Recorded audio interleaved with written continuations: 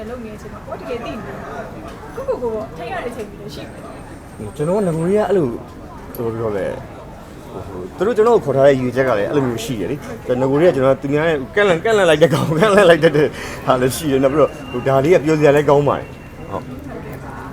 တ်တကယ်စိတ်ထဲကမှန်းနေမှန်ခဲ့တာဆို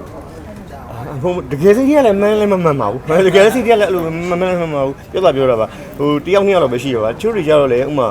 တစ်ခေါက်လောက်မှတော့တိသွားတဲ့ဟာလေးတွေရှိရပါတော့ဒါပေမဲ့တိသွားပြီးမဲ့လည်းတလွဲပြောလိုက်ရင်ရီရမယ်ထင်တဲ့ဟာကြတော့ကျွန်တော်တမင်ကိုတလွဲအဲ့လိုမျိုးပြောလိုက်တာလေးတွေရှိတယ်ဒါပေမဲ့ final မှာလေးဒါကိုဖြိုးကိုပေါ့အဲ့တော့အားပေးစကားတွေလည်းဒါတက်ပြီးတော့မှလေးဒါစင်ပေါ်မှာတကယ်ဟိုသွားပြီးတော့အားပေးခဲ့တာလေးကိုလည်းပြိသက်တွေအရင်လေးသဘောကျကြတယ်အဲ့ဒါလေးပြောပြတွေ့ပါတယ်ကျွန်တော်လည်းအဲ့လိုအတိမတ်ပြီးလို့လည်းကျေးဇူးတင်ပါတယ်ဒါပေမဲ့အဲ့အချိန်တုန်းကလေကျွန်တော်စိတ်ထဲမှာအဲ့လိုမျိုးဘာမှအများကြီးစဉ်းစားမိတာတော့မရှိဘူးဗျာဒီဘေးကြီးမျိုးလုံးကိုရေးတဲ့အချိန်မှာဘေးကြီးတကယ်ကိုသူ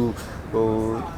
သူခါနေတယ်ပေါ့နော်တကယ်ကိုသူကသူခါနေတဲ့အကြောင်းသူပြပြတာသူအခါကျွန်တော်စီကကူးလာတာကျွန်တော်ကခါသွားတယ်မဖြစ်စေချင်ဘူးလေဗျာ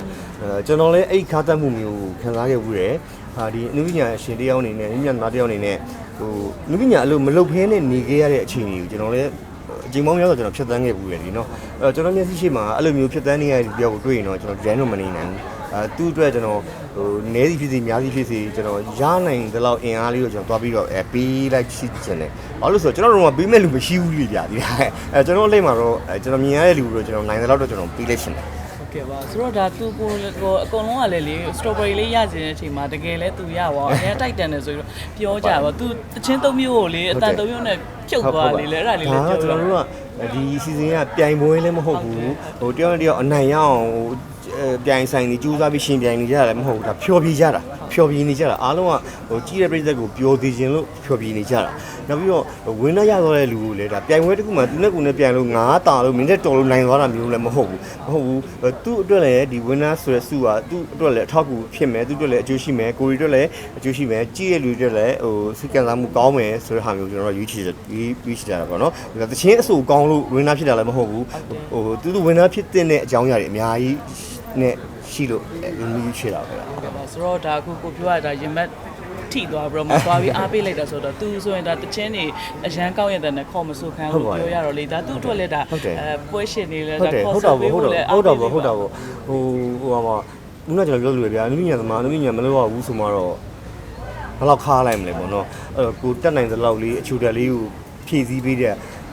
ကုသလည်းရပါတယ်ကိုလည်းအဆင်ပြေသူလည်းအဆင်ပြေလေနော်ဟိုနောက်ပြီးတော့ဟိုကျွန်တော်တို့ပြည်နယ်သမားတွေကလည်းခါလေးရောက်လို့ရှိရင်ဟိုခေါ်မယ်အများပြောဖို့အတွက်သူများတွေဘယ်လိုရှိဖို့အတွက်အများကြီးစဉ်းစားတယ်ဒါပေမဲ့ကိုယ့်အတွက်ကိုပြန်စဉ်းစားတဲ့အချိန်ဆိုတာနည်းကြတယ်လေနော်နည်းကြတော့ကိုယ့်ချင်းချင်းလည်းတက်နိုင်တဲ့အချိန်လေးမှာ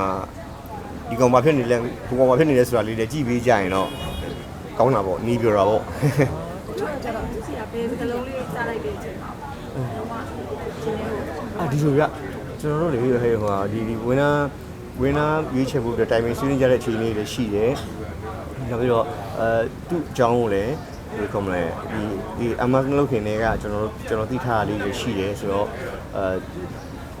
ကျွန်တော်တို့ဘာလုပ်ပေးလိုက်နိုင်မလဲပေါ့နော်သူ့အတွက်နော်ငကိုတွေကကျွန်တော်စဉ်းစားထားပြီးသားပါငကိုတွေကစဉ်းစားထားပြီးသားဟိုတကယ်သူမျက်လုံးရှိတဲ့အချိန်မှာသူမျက်နှာကိုတကယ်မြင်တဲ့အချိန်သူမျက်လုံးကိုတကယ်မြင်တဲ့အချိန်မှာသူဖြစ်နေတဲ့ emotion နဲ့ကိုဖြစ်နေတဲ့ emotion နဲ့လည်းသွားပြီးကိုက်ညီတယ်လीဆိုတော့ဘယ်စကလုံးရမဟုတ်ပါဘူးညီမဘယ်စကလုံးတော့မဟုတ်ပါဘူးသူ့ကြောင့်ပါသူဖြစ်နေလို့